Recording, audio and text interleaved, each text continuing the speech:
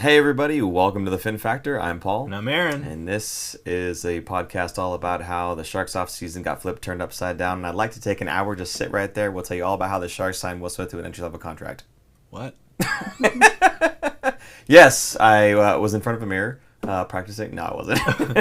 Clearly. Yeah, it's not bad though, right? Pretty good. You guys enjoy that? Put in the comments. There you go. Okay. Hey, Will Smith. Great start. fourth overall pick in last season's draft, signs his entry-level contract. We say finally, but finally. I mean, we felt like it should have happened already. We felt like he was ready to make it happen. Mm-hmm. And really what it comes down to is the Sharks have just been Sharks fans have just been looking forward to having something to cheer about. So it feels like forever.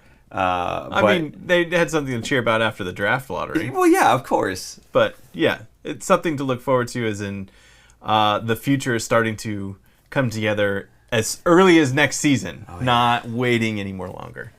I cannot wait to start seeing these guys come together. I don't think we're going to be, again, playoff bound or anything. I don't want to put high-level expectations on such a young group. Playoff but that's funny. But, like, second year.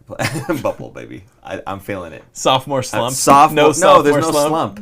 There's no slump. It's sophomore playoffs. Whatever the word is. What are we, a minute in and you're talking about playoffs already? Yeah, I am. I'm talking about playoffs. And in 2 years, I said this before. I said in 2 years, right, we're going to be a playoff bubble team.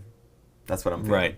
I'm feeling happy. I'm energized. I'm excited. I don't disagree. Yeah. But I'm holding on to judgment for next year's free agent class. Yeah. That's what will determine it for me. How many free agents they can get. You're so cautious, though. You're so cautious. This is the same guy who's like, I don't want to get my hopes up for the draft lottery. I don't want to feel like I'm going to just get it ripped away. And look, I was excited. You can lose it. Excited. Yeah. They won.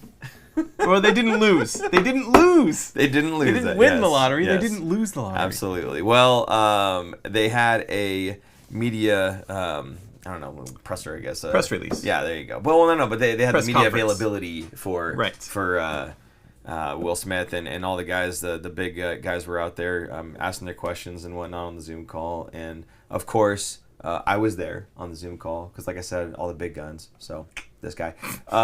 It was nice. I was a little late on the raise hand function, so I was actually the last question to get asked. You couldn't find the button? I hit the button, but I think I double clicked the button. So you put your hand up and put it down. I went like this. Virtually, I went.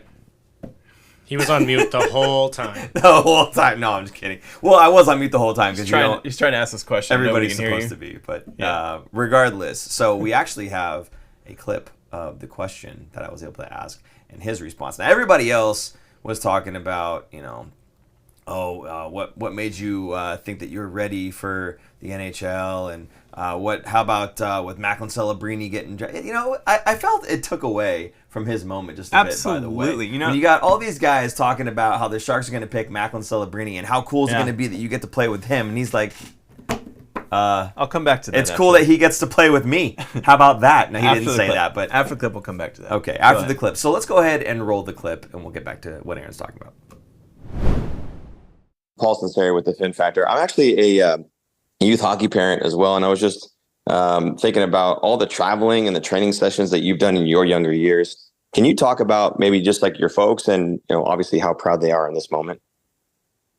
Yeah, they're pretty stoked right now, and obviously growing up, it was a lot of those early morning skates, and I got to give some thanks to my dad and my mom for making sure they were up for those and driving me to who knows where. So I definitely wouldn't be here without them. Appreciate that, and thank you, and congratulations again. Thank you. So the Sharks really need to let people know when they got the camera up their nose. Why do they always do this? And it's like on the laptops too when they're talking to coaches and stuff. It says Will's iPhone. I know that, but like prop it up or something. Get a book. Like do something. They need to have a class in Zoom calls. But what I will say is of all the questions that were asked, he was very straight-faced and just, answering the question. Okay, next one, okay, answering the question. This was the only one where he was smiling. And he gave a truthful answer, too. Exactly. Not a cliche kind of answer. Exactly. Yeah. I got him to give me something from like his heart and his brain, not from what he was coached to say Right. about, hey, when everyone's asking you about Macklin, this is how you're going to have to come out and say it, right? Or what made you think you were ready for this and not have to go back to college? Well, you want to say it like this. No, this was just a thing from the heart. And it's true. I am a hockey parent, and we just got done in spring, by the way. I know. Shut up, Anthony. Shut up, Anthony. But honestly, like I look back at, all the traveling that we've done, even just for this spring with my kids, and I can't imagine if your kid is someone who's as talented as Will Smith, who's gone through the amount of tournaments, the amount of travel, the amount of everything that they've had to do, all the training sessions, early mornings, after hours, multiple times a day, and just kind of put the question to, talk about your parents just a little bit. And I think he kind of enjoyed it. You could see it in his face. He was smiling and whatnot. It wasn't just a regurgitation of something that he was kind of like coached on or something, right? Right, yeah. So, and probably not, of all the questions that were not something that he had heard before. There must have been 4 questions about Macklin Celebrini. And I'm like, let the man have his day. I mean, he did play against him, so it's kind of I get it. It's two big guys that are against each other for the year. I get it too. I'm just saying, like, I understand the questions. Not that they weren't appropriate, but you don't need to harp on it. Here's my question now. Do you think Macklin is going to field a bunch of questions about playing with Will Smith when he gets drafted? But the Sharks haven't even drafted him yet. But I know, but I'm saying when they do, because they will. What if some team just throws everything at them? Like, just this massive trade. Like, hey, we'll give you Connor McDavid and Leon Draisaitl. I'm just saying. I'm not saying that's going to happen. I'm just saying, what if the Sharks were to trade him, and now they almost play with Celebrini? It was almost spectacular. Right? Yeah. It's not a done deal. Yeah, it's not a done deal. It's not in the books. It's a done deal. It's not in the books. It's not official. It's not on what's it called, cap friendly yet, but it's a done deal, buddy. Right. Anyway, okay, so obviously us Sharks fans all very excited that this day has finally arrived. Because there were questions about whether or not he would go back and play in college. I know a fan of the show, Nick HBK150, was saying he might, and he actually kind of was leaning towards the fact or the idea that he would. And for us, we're saying the same thing. What else does he have to prove at the NC2A level? And he wants to get paid. And he wants to get that cash money, man. Okay, so I rapped, yes, but Aaron's singing over here, so we're going to get any comments about that, too? It's going to be a season of memes. Everyone's saying how great it is. It's awesome. My rap, yes, thank you. No. Good. No. Moving on. One thing I was going to talk about is the timing of when this came out. Yes. The timing of Will Smith signing. Yeah. So, going back to Celebrini for a week, probably a week's worth of news cycle, is Celebrini, or the Sharks getting the first overall pick, and they're going to be picking Celebrini. Let that kind of die down. Now you give Will Smith the spotlight. Then you ask him a bunch of questions about Celebrini. Then another couple weeks go by, and another month, really, and the draft is going to take place, and the Sharks will take Celebrini. We'll be at the party, by the way. Assuming they don't throw Draisaitl and McDavid at us. Would you take Draisaitl and McDavid? Oh, stop it. Come on. Finish up what you got to say. The answer is yes, you would. Finish what you got to say. The timing was to give him his own kind of spotlight, if you will. Will, get it? So it is the Will Smith week this week. Now, I think things will kind of die down. But this makes it interesting because Celebrini, I think, will play with the team. I don't think he's going to... Why would they hold back him if Will Smith's going to be there? It's the same reason that they're going through their coaching search right now. And we've said this before on the show. I would be shocked if they don't do this, okay? They're going to have their big guns and their top prospects, Will Smith, Macklin Celebrini, and anybody else who's ready for the show, Quentin Musty, along with others that are going to have really good training camps, and we'll see how they do, okay? But with those guys, a new head coach, which we'll talk about some of the head coaching prospects or whatever in a little bit later on the show, but they're going to start all of them off together at the same time. I cannot imagine that they'll have Macklin go back to college. Well, he can't go back to college if he signs as the LC. Macklin. I know. If Macklin signs... No. Just getting drafted. Forget about whether or not he signs. Right. He has to make the decision to sign. What I'm saying is they're not going to draft him and then, hey, go back to the NC2A. I think they are going to sign him. So, yes, he wouldn't be able to in the first place. But that's my point.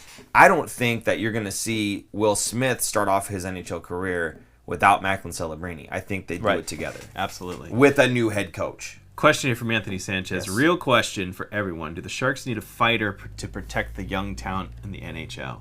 I wouldn't say fighter is the word I would use, but more of a collective team, and this goes back to the last couple seasons of them trying to change the culture of someone hits one of your guys or hurts one of your guys, you're going to stick up for them. Especially, remember last season, was it Blackwood got trucked? Was it Blackwood or Kakinen? I can't remember, but one of them yes. got trucked. Yeah. And nobody did anything. In fact, it might have been. And Hurdle had to come out and say, "Yeah, we have to stand up for." Even Hurdle saying this, we have to stand up for our guys. It's not gone are the days of having an enforcer. There's no enforcers anymore. It's more of a collective thing and having multiple guys that could drop the gloves. Now, I think the Sharks will toughen up and get some of those great guys. Greer's kind of already been doing this. Absolutely. With some of the guys. Like, we've seen Cuttin drop the gloves. Yep. We've seen, we saw Hurdle, but he shouldn't be dropping the gloves, really. No. Some other guys that they brought in, they'll for sure be standing up for their guys. So I think, yes, somebody, not necessarily on their line, but Quentin Musty, I think, is a guy that we're going to see drop the gloves a lot. He's going to be getting in people's faces. So the answer to your question is kind of, sort of. Just, we're not going to see like what, I forget the guy's name who's on the Rangers. The guy who's 6'7". Rempe or Rempe? Rump. It's Rempe. However you pronounce that. Rump? No. Remp or Rempe. Rumpe? Rumpe? Not gonna work here anymore. So that guy there, he's that's an anomaly. Yeah. That's you don't see that guy because he's 6'7" and can kind of play, but I don't think the Sharks are going to get someone like that. I don't think. I think the Sharks, like you said, have a collective group of guys that are Greer's guys, these blue-collar type players, and a lot of them probably don't mind having to stick up and stand up for their teammates. Again, these other dudes that are like the high-skill players, you talked about McDavid, you talked about Draisaitl earlier, jokingly, I hope, and these other guys that are very high-end talents in the league, right? They're not tasked with sticking up for your teammate in that way. You've got other guys that can do that for you, right? And if it's you that's getting picked on, certainly they'll step up for you as well. Now, a lot of these guys like Cunnin, for instance, Nico Sturm, Josh Bailey, we saw, they don't have to be, like Josh Bailey, he came in, he's one of those guys that he'll stand up for anybody, and that's part of his role and part of the way that he gets to stay in the NHL on top of his hard work. Big guy, too. He's a big size, dude. Yeah. I don't want him messing with me, so I don't think I want to be picking on the little guys. So I feel like we've already got a team that has some of those players on it already because Greer went out and got blue-collar, hard-working type players. They're not the flashiest, but they play the game hard, and you certainly don't want them coming after you. So I think, in a sense, no, we don't need like a fighter at all, period, anyway. But I don't think we're actively looking for somebody to fill a role similar to that. We've got a lot of guys that can do that on this roster as it is, my opinion.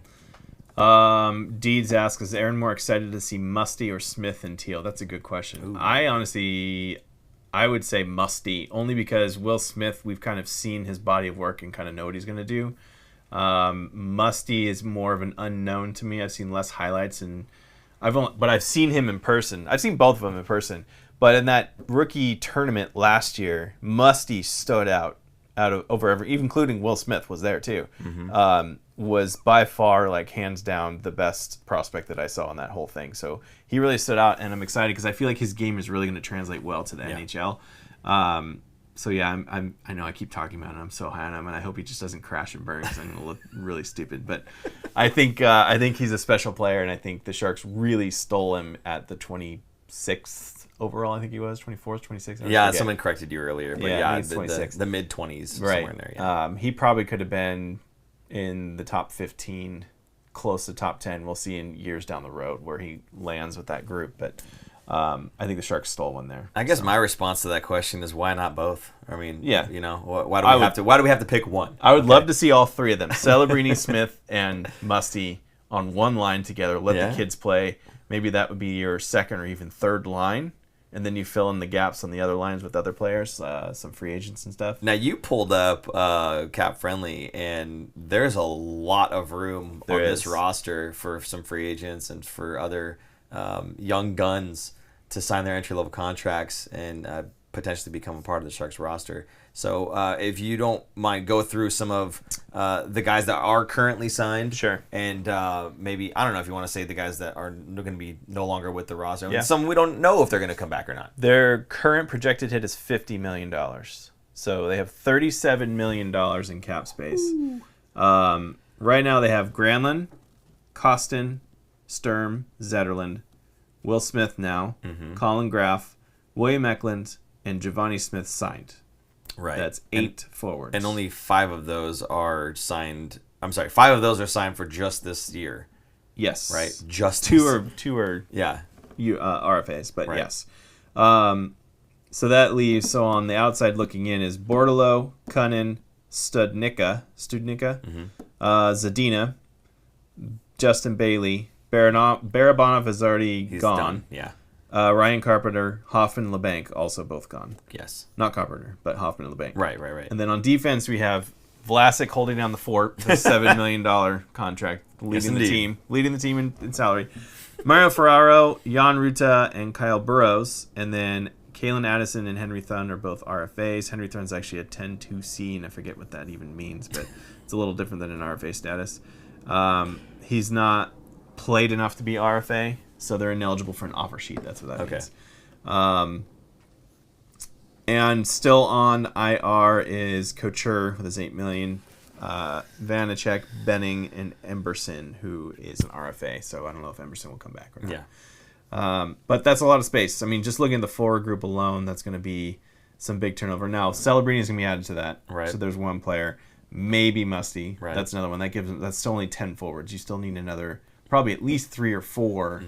Probably even 5 signed realistically. Yeah. To NHL contracts. So the UFA market is not very strong for this year. The following year really is. So this year, I don't think there's not going to be any big splashy names like Stamkos is on there, and I don't think they're going to get Stamkos. It'd be cool if they did for not a long-term contract, which is probably what he wants. So anyway, I think they need to shore up the defense, get some better defensive NHL-ready defensemen to play so they can bring the young kids in a little bit slower on defense, because this year, again, they're not going to be competing for a playoff spot. They will be better than last year. They will be more exciting. They're going to sell more tickets, so those 2 guys alone, Smith and Celebrini. So I think that's another reason why they also wanted to sign Smith to sell tickets. I mean, it is a business. Yeah. In fact, there's an article that just came out on the Dallas Stars about how they, a couple years ago, was it 6-7 years ago, do we blow up the team or do we kind of retool? And they said, like, our market is too small. We can't blow up the team and be like Edmonton, where it takes a decade of getting first overall picks and you're still selling out the arena. That just won't happen here. Right. So they can only turn it around within a very limited amount of time, which I feel like the Sharks are a little bit in the same boat here. I mean, they're competing with the Warriors, who are now kind of down on their franchise, and their core is kind of get broken up after this year. 49ers are going to Super Bowls, and they're close by. They're close to the Warriors. You have the Giants, who are kind of mediocre, and you have the A's that are going to be leaving town. But you still have competition there with other big sports. Right. So when one of those teams is going great, you're going to see the bandwagon of fans going in that direction. Now the Sharks are getting their core. I think we're going to see a tick going back towards the Sharks in the next coming seasons. Not this year, but it's starting. So good time to jump on the bandwagon early, Sharks fans, because you're learning the new core here of what the Sharks are going to have for the next decade, I would assume. I would assume as well. And it's funny, during that call, they had actually talked about some of the historical Sharks centers that have played, obviously, for the Sharks. And some really big names, obviously, Joe Thornton coming to mind. And one of the questions they asked him was, what do you think about being tasked kind of with that same mentality of you and Macklin are kind of seen as the revitalization of this entire franchise, and you guys are both centers, and looking at for instance the Joe Thornton trade and what that did for San Jose, He's like, no pressure, but like that's kind of how everyone's viewing you two right now. Yeah. And it's the truth. You can have that 1-2 punch going down the center with such amazing talent. And again, like you were talking about with the prospect camp and training and everything else, I cannot wait to see how all these younger guys come together and the amount of talent that's going to come out of that and just who makes this roster. It's going to be, like Aaron said, jump on the bandwagon now if you haven't already.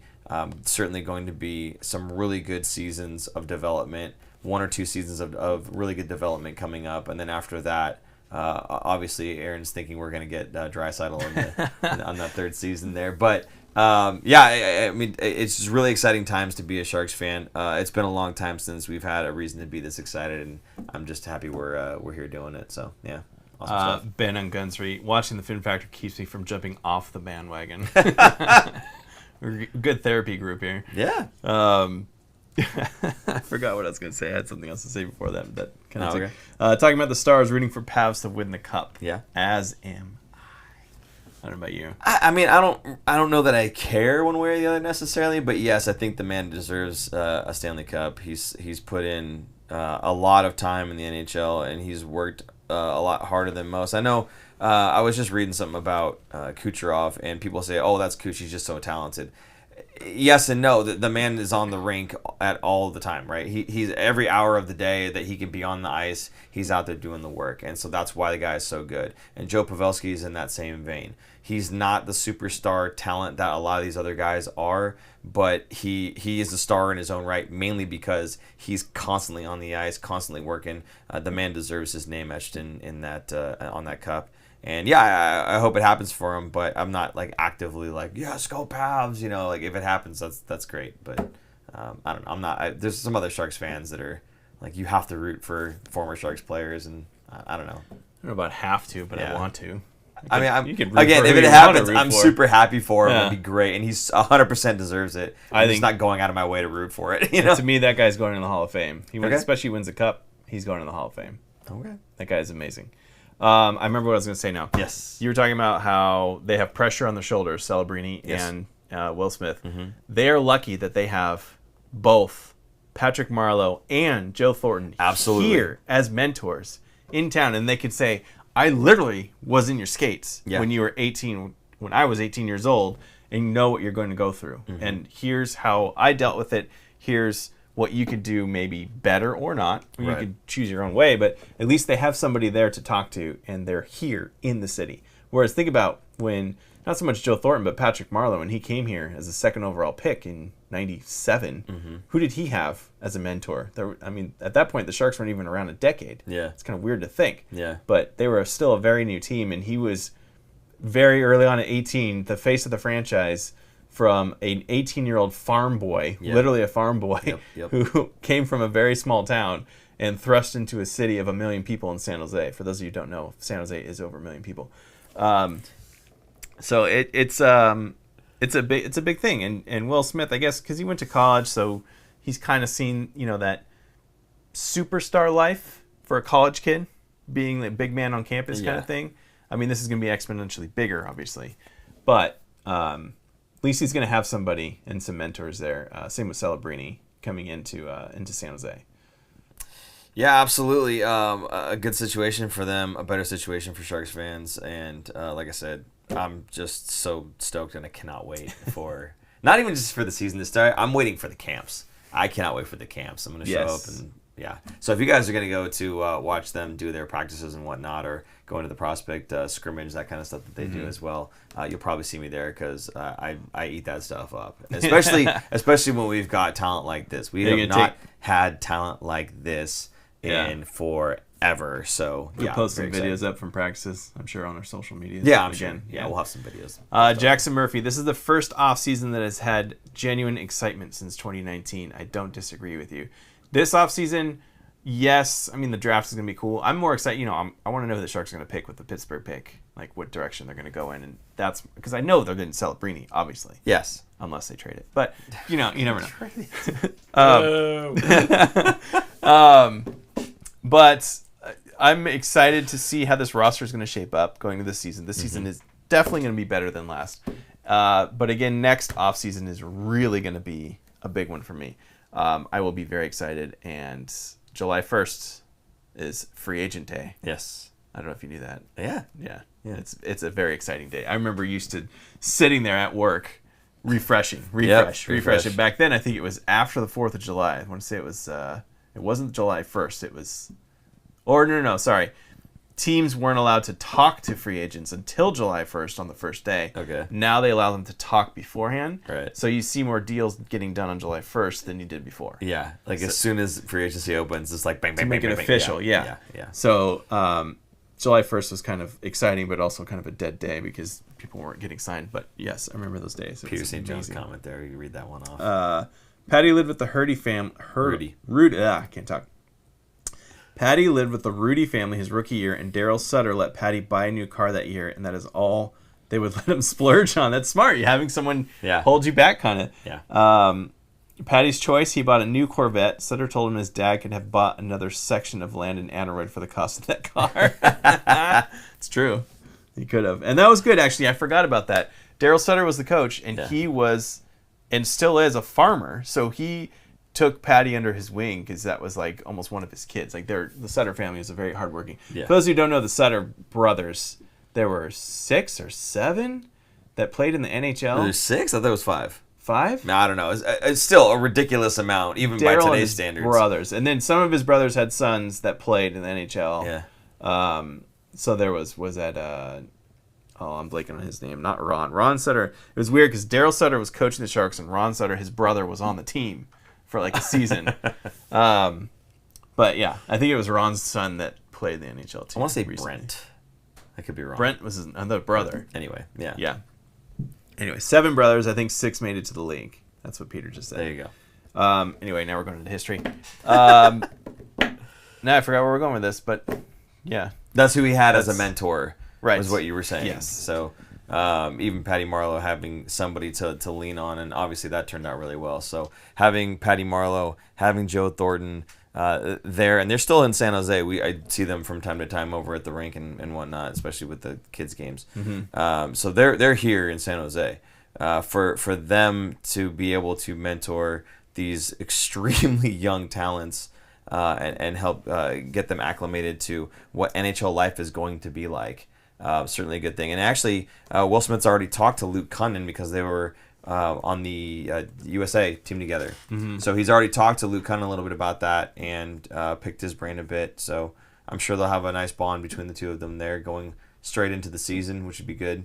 Always nice to have somebody that you know, respect, and recognize from playing with previous, other than your NC2A guys who don't have any experience being an NHLer, and you can't lean on those guys for those types of things, for that information at least.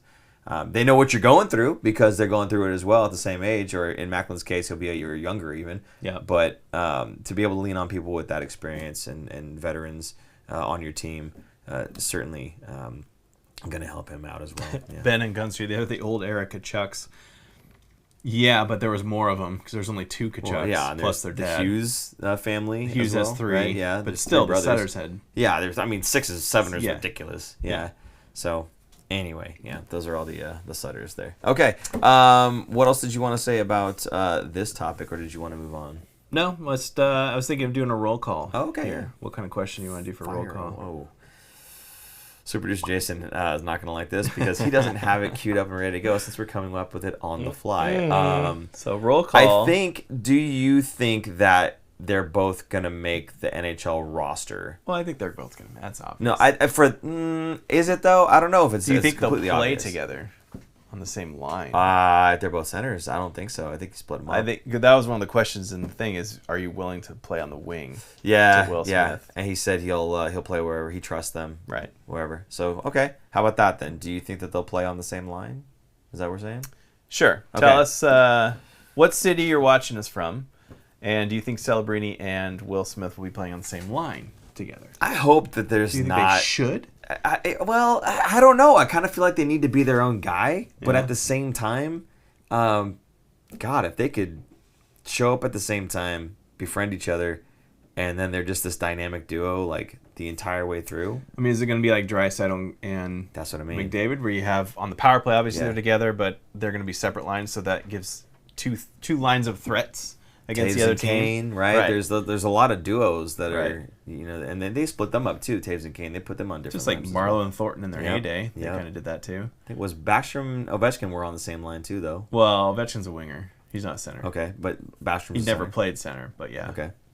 But there's some dynamic duos that played together or play together during power plays only, right? And sometimes they have them split to kind of spread it all out. Yeah. So I mean, if they're both centermen and they're both such dynamically good players, you just wonder, like, are they going to put them together and have them just dominate as a pair, the kid or line. spread them out? The kid line. Right. Yeah.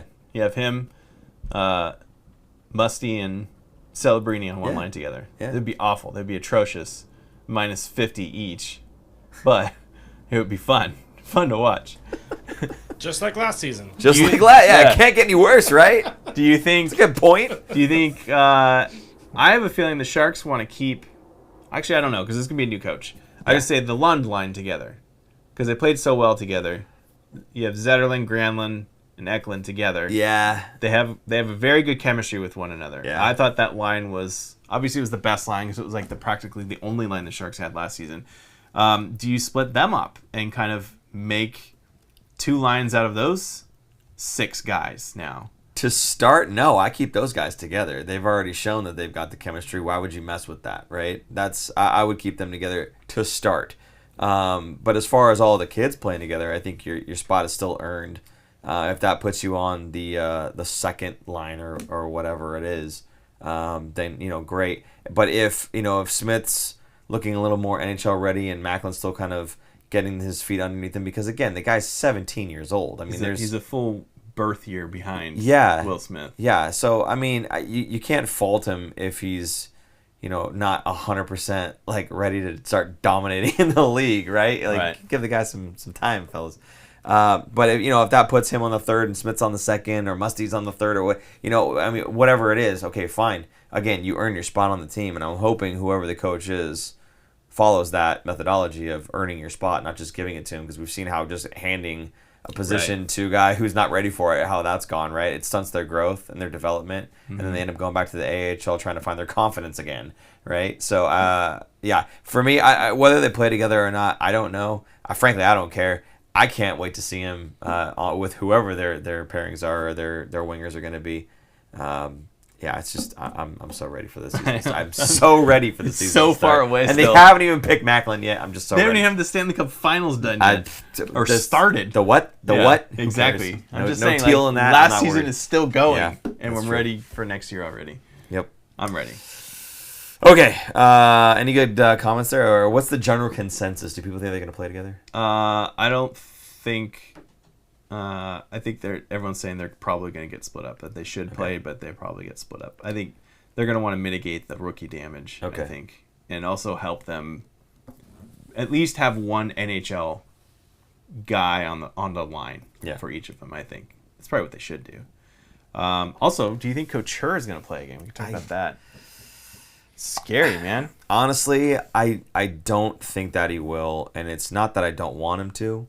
It has nothing to do with his salary. It has nothing to do with how I think he's, maybe he disappears during the regular season. He shows up in playoffs. None of that. I know there's a lot of people who have their thoughts on Logan Couture. I think he's a great player. I'd love to have him in the lineup, and I'm not as pessimistic as some. However, I just can't wrap my head around. He was gone all season, came back and played, 6 games? What was it? 6? Came back and played 6 games. Granted, Sharks did well in those 6 games. Mm-hmm. Awesome. But then he went right back out again. So I can't, when somebody has an injury and we go into the offseason, like, oh, he's got the whole offseason to get better. Dude was trying to rehab the entire season and he couldn't get better. And then when he felt better, he lasted that long, and then it just wasn't working again. So I would be shocked if he doesn't just retire, not because I'm done with this, but because he can't. Yeah. He can't play, right? We're talking quality of life, not hockey anymore. Yeah, I don't know. I think there's, and you bring up a good point, the quality of life. I was just saying I don't think his body will allow him to play. Mm-hmm. But even if he could force himself through some of that. What's that going to do to you for the rest of your life, right? So, I mean, I don't know. That's Logan's decision entirely, but I would not at all be shocked, and I certainly wouldn't fault him either for just hanging him up. We're getting a lot of questions asking. We don't have any information on Couture. Like we don't have any recent information other than what he's come out and said a month ago now. Yeah, we're not like insiders that get information that other people aren't privy to, like an Elliot Friedman would be. That's not our role here. So yeah, we don't know anything more than you guys know probably about his whole situation. I'm just thinking, I'm looking at it going, if the entire season went by, and you know, from the end of the season, the previous, till the 6 games that he had where he felt healthy, he couldn't rehab properly throughout that entire time to last more than those 6 games. And after those 6 games are over, again, from that point till the rest of the season, he still couldn't get himself healthy. I just don't see how he's going to be able to bring himself back to playing at NHL speed for the rest of his career.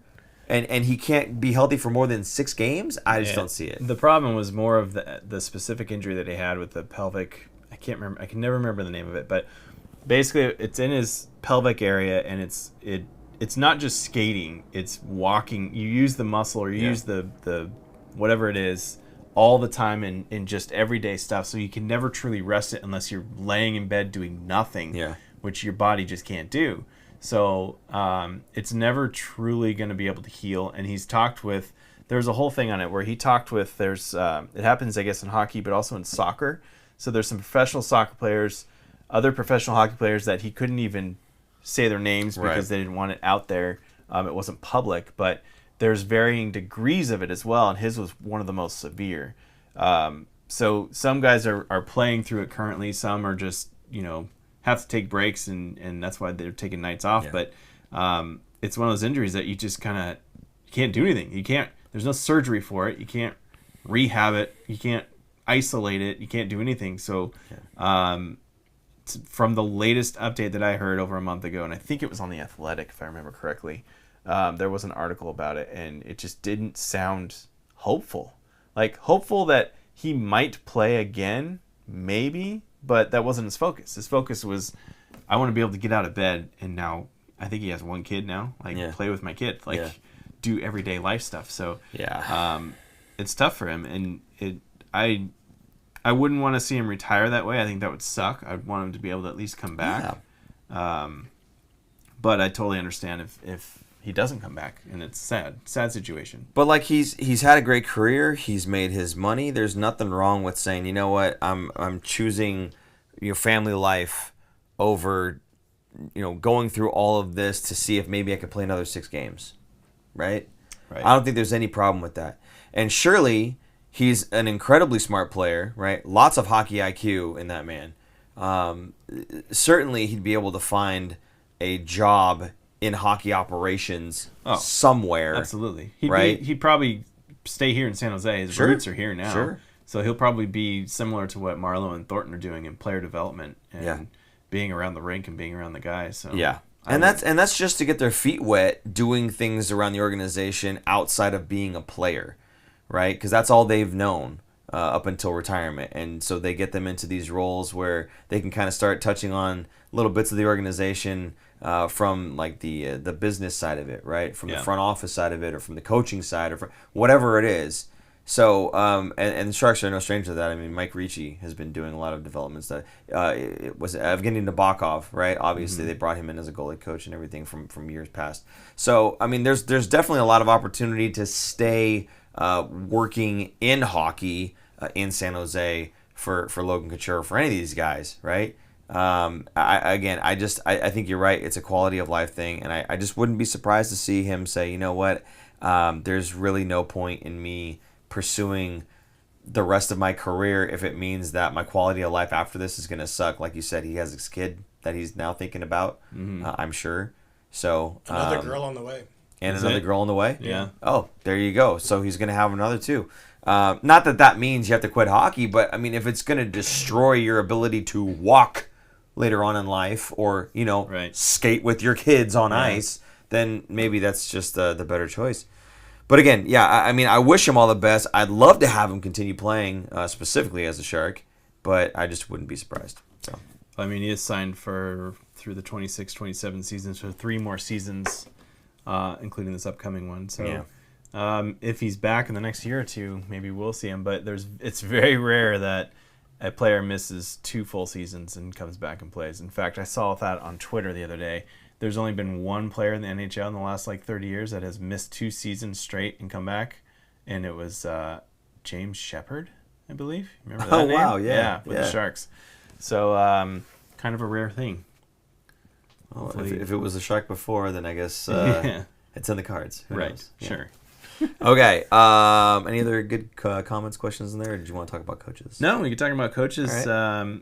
Looks like you're down to about 4 candidates now. But they've only said 2 of them were on a second round of interviews. One of them already had a second. One of them was going to have a second. So we don't know if the other ones are going to have their second. Yeah, exactly. So Ryan Warsofsky, who is the Sharks assistant coach, has already had 2. He's the only one so far, supposedly, allegedly from. This is all from Shang Pen. That had 2. Jeff Blashill was the Red Wings' former head coach, and he's going to have a second round. Marco Sturm wasn't specifically talked about, and this is from Elliot Friedman, by the way. Sorry, not from Shang. Okay. Elliot Friedman.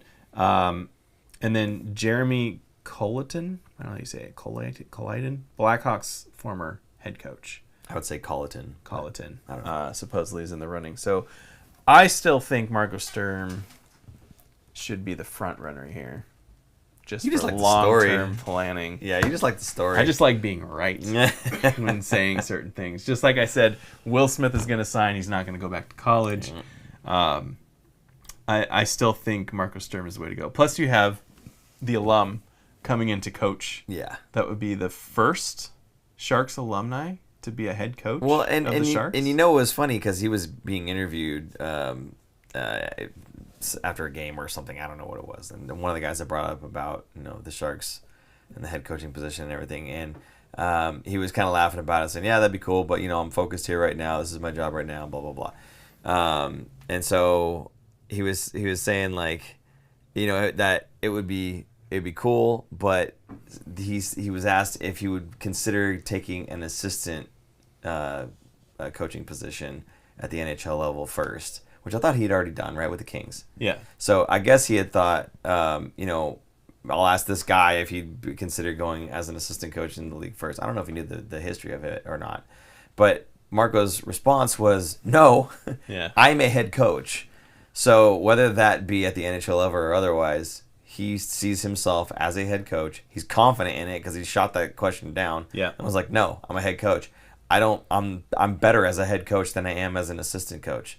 So he's probably very opinionated, and probably head coaches don't like it because he's too, headstrong, I guess. Yeah, I think so. Not in a bad way. He was an assistant coach at the NHL level. He became a head coach at the AHL level. The next logical thing is to go to the NHL level as a head coach. And head coach of the national team. Yes. The German national team. So he has 2 different head coaching experiences. Absolutely. So he's very confident in his skill set as a head coach. Mm-hmm. Regardless of what level it is, that's the function and the role that he is confident that he can do. So it would be very interesting to see if he gets another round of interviews, another call back here by Mike Greer to come back in. Now, you're excited about this, not because you think he's such an amazing coach, simply because you think that his German roots, being the Team Germany coach, and then connection. Being Hasso Plattner also being German, the owner of the Sharks, is going to help get Leon Draisaitl to come over to the San Jose Sharks in his free agent year, his contract year. Yeah. Or after that, I guess. Shout out to Alan Kelly here. Go Sharks! You guys are awesome. Shout out to Jason. Jason getting a shout out. That's me. Jason's What's up, Alan? classmate. Also my neighbor. He's in my neighborhood. Oh, there you go. Thanks, Alan. Good to see you from you, bud. Where's my bell? Yeah, where's your bell go? It probably fell earlier when you dropped everything. Oh, there it is. Bang! There we go. All right. No, I forgot what we were talking about. Marco Sturm. Yes. And Leon Draisaitl. Yes. Yes. I didn't realize Hasso Plattner it just stepped down from the board of because he used to be the CEO and the founder of SAP. So he was on the board forever. I mean, he's older, and he just stepped down. So now he's going to have a lot more free time. Maybe we will see Hasso Plattner more often than we do because he will be less busy in his life.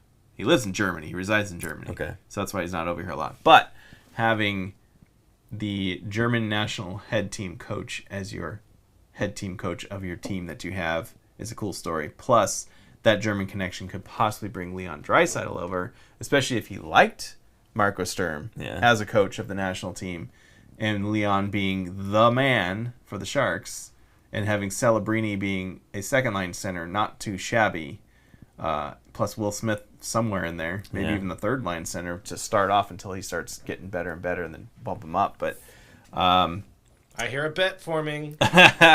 Nick just said, we need first the Oilers to not make it to the Cup final these next 2 years to help persuade Draisaitl to walk. I agree.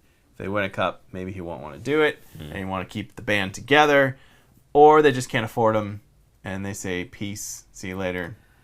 Thanks for all you've done. Edmonton needs to figure out their Darnell Nurse situation because he's 6 more years at 9-something million or whatever it was. I gotta pull that So up they've got a lot of money tied up in a lot of big names.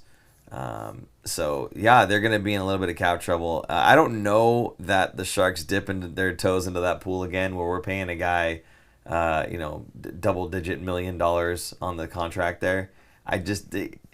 Mike Grier does not strike me as the type of guy that gives out that contract. Specifically not to somebody on the outside. Homegrown talent that has proven themselves, sure.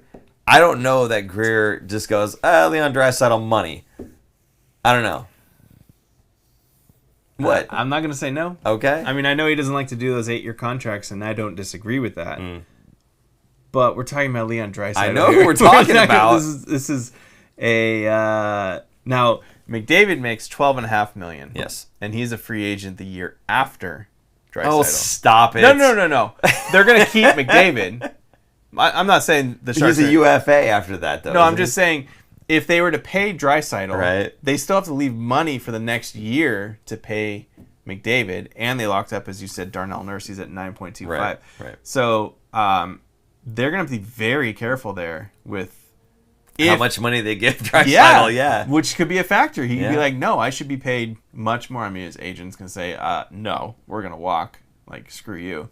I did not realize this. Did you see that on the screen? Can you put that back up real quick? What? Nurse gets paid more than Makar. Wow. Well, that's the thing. When you sign these 8-year deals for a younger guy, that's the risk that you're taking is that the owner is taking that's going to be worth more. So, I mean, look at McDavid, $12.5 million. That's kind of a, maybe not a steal, but still feels like that's slightly underpaid. He should be closer to $15 million. But, he did say at his end of the year interview, doesn't see Sharks offering more than 4-year contracts anymore. Right now. Fair enough. But that's what I was going to say. Yeah. Especially with that roster they had at the end of last season. You know, this brings up an interesting question for me, at least. Do you think, because before they just had however many years, and then I think it was 12 years was the cap or something like that. Is 8 still too long? Because I think it does lock guys in for a very long time. For most guys, 8 years is either their career, or if you have a long career, half of your career. 8 years? That's a long time. That was meant for homegrown talent, like Cale Makar, right? Those are for after their entry-level deal, you can lock them up for 8 years. Sure. So that you have them for whatever, and you're buying so many years of UFA time, so that costs more money, all blah, blah, blah. So I get it. But how can you project 8 years out? How can you project that well 8 years out? It doesn't mean you have to use it. You're just giving a tool to the gym. But the problem is... no cap. I understand, but the problem is the player is going to say... I'll walk unless I can get 8 years. But then you're going to... what do you want? You think that's too much? I think 8 years is too much. I think it should be 4 years or something max. But that's up to the GM to decide on what... Fine, fair enough. But again, when you've got a good player and you're telling them, I can't commit to you for 8 years... I wouldn't do 8 years. Me personally, right, I don't think but 8 then years your is good. Player walks, is my point. Right. And that's not fair. That's the market price. Because if there's a team that's going to give 8 years... The only team that could give 8 years is the team that owns the rights to him for a full season. So if he were to go to free agency, he can only sign 7 years with the Sharks. He can't sign 8. Not that that's a huge deal, but it is a deal because that means that gives Edmonton the upper hand to say we can give you an 8-year deal, whereas everyone else can only give you 7. Yeah. Which also that 7 is going to cost more because it's one less year out of his prime time. So at the end of that contract, he's not going to get as big of a contract. It's less money. I get it. I think 8 years is too long, and I think guys that are UFAs can say, well, if you're only comfortable giving me 5, whatever, I'll go to the guy who's going to give me 8. Hold on. Peter St. John, I really don't like Tom Brady, so I'm going to take this. Whoa, okay. Tom Brady took less money than he could have commanded later in his career with the Pats because he realized he couldn't do his job very well without talent around him. I got to watch what I'm going to say here. He got paid. Just not through salary. Okay. But Tom Brady has a consulting firm that got a huge contract of money, total circumnavigation of the salary cap, which is illegal in the NFL. Circumventing, whatever. So, circumnavigate. This bugs me so much. What are you, Magellan? Because everyone's like, why can't more players be like Tom Brady and take team-friendly deals so they can win so many championships? No, he's getting paid. He's getting his money. Of course. He's getting his money in different ways. Right. And through a consulting firm is how he got his money. So he still got his, whatever it was, I don't know how many millions of dollars quarterbacks get, 20, 30, 40 million a year. He still got his money.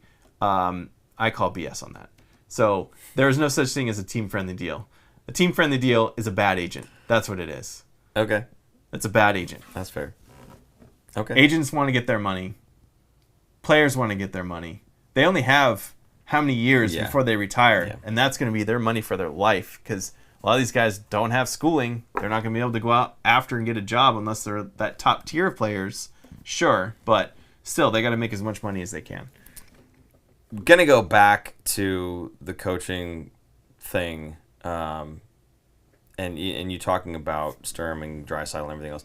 I just wanted to bring up, and I think I brought this up in the last show, but I'm going to bring it up again because I just find it so interesting. Because what you said about them potentially attracting Draisaitl, I don't recall hearing that anywhere prior, and it seemed like right after you said that, there was a couple articles talking about how, Draisaitl, Sharks, there's some whispers, and I think even one of the big guns, I don't know if it was Friedman or but it was one of those big guys that had said, there's been whispers like this for a while now or whatever. I've never seen anything or heard any whispers or anything like that. Not that we're in the whisper crowd, but I've never seen somebody put out there that, hey, there's whispers about Draisaitl going to San Jose, right? I've never heard that before. And only after you said that did I see a little bit. And the longer it went, it was another week after that, right? I started seeing nothing but articles about how Leon Draisaitl might be coming to San Jose. Is it a pipe dream, right? All these catchy headlines and whatnot. Right. And it's just, I just think it's hilarious. I'm not saying it's because of you or because of the show, but I've never seen that before ever. And just right after you said it, all of a sudden, it was the only article I could find. All I did for that was I went to Cap Friendly and saw, I want to look at what the free agents are in 2 years. Yeah. Because I knew there was drawing the connection to the German side of it, too. And right. Why it's viable, right? Well, I knew Marco Sturm was German. Right. And was also the German team national head coach, so I knew he had already coached him. Right. And he was in the running already, so I was like, oh, that makes perfect sense. And linking those two together and kind of, it's an old boys network. Sure. These players want ice time. They want to get their stats up as much as they can so they can get, what is it? Paid. Paid. They want to get paid. That's all they want. They want to get paid. Sure, they want to win cups. They want to be on a winning team and all that stuff, but they want to get paid. I guarantee you Leon's getting paid no matter where he goes, but I just thought it was funny, again, that you had brought it up, and I'm like, that seems preposterous to me. And then all of a sudden it's article after article, and I can't imagine these people are watching our show necessarily, but it was just kind of strange. It's kind of strange. Just putting it out there into the universe, into the Twitterverse, into the YouTubeverse, all kinds of verses. We somehow got a bunch of Capitals fans in our Capitals chat. fans? Yeah. What are they saying? Because I said Ovechkin and Backstrom earlier. Did the algorithm pick that up? Maybe. I don't know. Fantastic. Silas Stewart said, okay, Fin Factor, what are we saying about the Capitals here? What are we saying about the Capitals? That's it. I was just saying that the only thing I said about the Capitals was Ovechkin and Backstrom, a dynamic duo. I don't know, and maybe you could respond on the same line. I thought Backstrom centered Ovechkin. Right. I don't think they played on separate lines. I thought it was just the two of them. Now, maybe that's just on the power play. Again, I'm not a Capitals fan, so you could tell me. But my point was dynamic duos in the league. We talked about Taves and Kane, talked about Draisaitl and McDavid, talked about Ovechkin and Backstrom, and now we're talking about the future for the San Jose Sharks, Macklin Celebrini, Will Smith, potentially being that dynamic duo. We had a question earlier, a roll call question, if you're just joining us, asking if we thought the fans of the show thought that they should be playing together or they should be separated and kind of command their own lines. So that's why we were talking about those dynamic duos and why you probably heard me say something about Capitals players. Maybe. I don't know. If the algorithm picked that one up, first of all, I have a hard time saying algorithm. Yeah, you do. I got it that time. Did you? Algorithm. And him too. I got to work with both of these guys. It's not fair because they're brothers. You know? The amount of flack I get on this show, it's ridiculous. But that's why I was talking about those guys. I was always a Capitals fan. Yeah. I mean, they're a complete other conference. Well, you're an Ovechkin fan. I'm absolutely Ovechkin fan, and I wanted to see him win a cup because Crosby at that point had already won a couple. So I was like, come on, they're always like Ovechkin and Crosby. They're always pitting them against each other. Yeah. I think Ovechkin is one of the best goal scorers ever in the history of the NHL, which is obvious. Absolutely. He's second on the list, but. I always thought that before he was even really up there on the list. I enjoy watching him play. When I had season tickets to the Sharks, I always made sure to go to that Washington person, and it was great. I love those games a lot of the times because I don't want to say Sharks fans don't know who Ovechkin is, but they don't. A lot of them probably don't know who he was because those games were never sold out really. So they were kind of fun to go to, and I loved going to it. So. The thing I loved watching Ovechkin was not just the scoring, but he would light people up. I don't know about so much anymore. His hair's pretty gray, but I remember vintage Ovechkin where it's like he'll score a one-timer and then he'll just annihilate you on the wall. Absolutely, you know what I mean? A very power forward. Yeah, absolutely. Yeah. Not good defensively, right. but certainly fun to watch. Yes. Offensively and when it comes to the rough housing. Yes, absolutely. He wasn't afraid of getting hit or hitting people. Absolutely. And I like that about him. Yes. I wish more players were like that. Anyway, we're a Shark show. Yes. But there were Caps fans. To me, the Capitals were the Sharks of the East. And I was happy to see them win a cup. Because it felt like, like at that time, the Sharks were still good. And I was like, that could be us coming soon. And then the Sharks ended up going to the finals and didn't win. But, yes. Oh, Peter St. John, thank you for correcting me. Aaron, did you mean Noah Gregor was one of the greatest? That to my attention. No. One of the greatest 10-goal scorers. Ever. No, Ever. When you stop at 10. Right. Ever. Yeah, you're going to have to go through some, if you're a Capitals fan, you're going to have to go through some history of this show to catch that one. It's a little ways back there, probably a season or two. Right. But, yeah. Okay, so you're saying Marco Sturm, that's who your guy is. That's who you think it's going to be. Yep. Okay. I'm going to go with Ryan Warzowski just because I think he's got some of the history with the Sharks already. He kind of knows what Greer wants. Right. All that jazz. I think he's we talked about him being kind of the up and coming. Lots of different organizations want him. It would suck to have him, let him walk, and then he becomes fantastic as a head coach. So, I mean, if Marco Sturm does exactly the same thing and becomes a fantastic head coach, you could say the same thing. We had the opportunity to grab him. But the Sharks already have Ryan. Right. So, I'm going to go with Ryan. You're going to go with Marco. And we'll just see what happens before the season starts here. I like Marco more only because Warslavsky was here. And I think it kind of brings in a whole new thing versus fair enough. The coach that was kind of already there and knows everyone. It's all new, and the team is going to feel so new anyway because there's so many new blood coming in. Yeah. So to me, it's like kind of a flushing out of the players are already going to be getting flushed out, and now you have the coaching staff kind of getting flushed out. That's why I think I'm giving the nod more. I wouldn't be sad if he got the job, but I'm leaning more. I'm hoping that Marco Sturm comes in. Yeah, and at the end of the day, I don't know enough about these coaches and their styles and everything else to really care. I'm just throwing a guess out there. Sometimes Aaron and I like to just kind of be on opposite ends just to see, who was right and who was wrong. But I don't really. It doesn't make a huge difference to me. I trust Mike Greer's judgment at this point. He's done a great job with trades and with the draft and adding development staff and his philosophy about the blue collar type workers on the team. Those players, I think he's done a great job all around with this organization. He's turned it around a lot quicker than I think several other GMs could have, especially with all the big contracts that we had to move. So why not trust his judgment with whoever he decides to be the bench boss? So we'll just have to wait and see who he deems as worthy and who he's ready to go forward with. But I like that it would be somebody new and fresh in Marco Sturm to start off with the new and fresh group with Will Smith and Macklin Celebrini and potentially Quentin Musty and all these other guys that are going to have their shot of getting on the NHL roster. Again, Mook Madulin, he's been in the organization, but not a steady NHL defenseman just yet. So again, he would still be new to that scene as well. So I would think that would probably be a better idea is to go with somebody who's completely fresh and new. So, like I said, though, either way, it doesn't really matter to me. I trust Mike Greer at this point in his career. So, there you go. Nice. Cool. Anything else we want to bring up? Or is there something else in the chat? Maybe something that the Caps fans had to say. I don't know. Super Producer Jason didn't like you guys. I like you guys. Aaron loves you guys, apparently.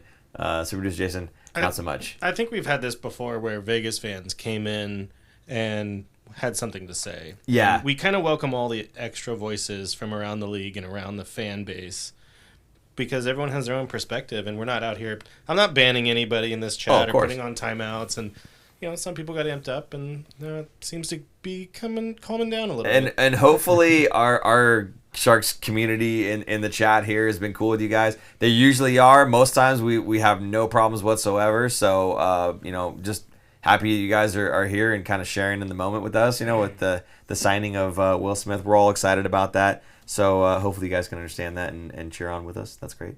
But we've definitely had, I remember in playoffs, we had all kinds of different fans coming in. They were a little more hostile, I think, but that was okay. We had a lot of fun with it still. So it was all good stuff. They heard it on the radio and they wanted to see if we were live streaming the game.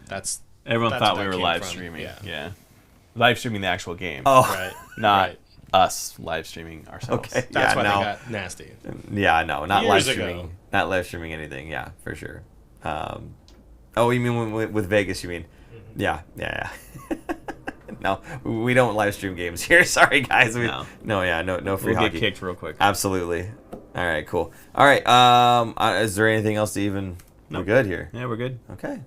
Well, guys, again, thank you so much for tuning in. We appreciate you guys being here. Hopefully, even if you're from Washington, you guys are happy for us getting Will Smith signed here, getting Macklin Celebrini with the first overall on the upcoming draft. The Sharks look like they're going to be turning themselves around, hopefully a lot sooner than some people are predicting, which would be awesome. And it's just kind of all good things. So, Aaron, any last second thoughts on the whole matter here? No, I'm just excited that we're talking Sharks hockey in June because it's kind of rare. Well, it's almost June, May. Yeah, but late May. It doesn't happen very often in the last couple of years. So yeah, nice to be on with good news. Yeah, usually we're just waiting for the draft, not excited like that we got a first overall or anything. So I will say we will be at the draft. We're going to be doing. We'll be at the draft party. We'll be set up similar to what we did last year. We're still working out the details, but we will let you know.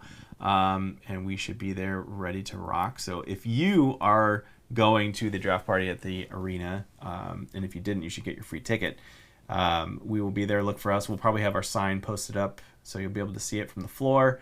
Last year they didn't have the ice out, so you were able to go on the floor, and they had a bunch of activities and stuff down there. So it's kind of cool to go check out, and had the draft up on the big jumbotron, or what do you call it? The center hung. The center hung. That sounds terrible. Not the jumbotron. Jumbotron. It's on the jumbotron. And lots of people. There's some. It's like adhesive bandage and Band-Aid. You can't call it jumbotron. It's the center hung. I don't know who's gonna be there, but last year Dan Boyle, Scott Hannon, Ricci, I think was there. Maybe I don't no. think Reach was Reach there. was No, there. He was at the draft. yeah, I remember Boiler was a good one. Yeah. yeah, for sure. And Doug Bentz, of course. Well, I mean, just around the whole thing, not necessarily on our show, but there's people walking around, so you can hang out and see them again. So, and Debbie said, "Please don't embarrass me again, Aaron." That was awesome.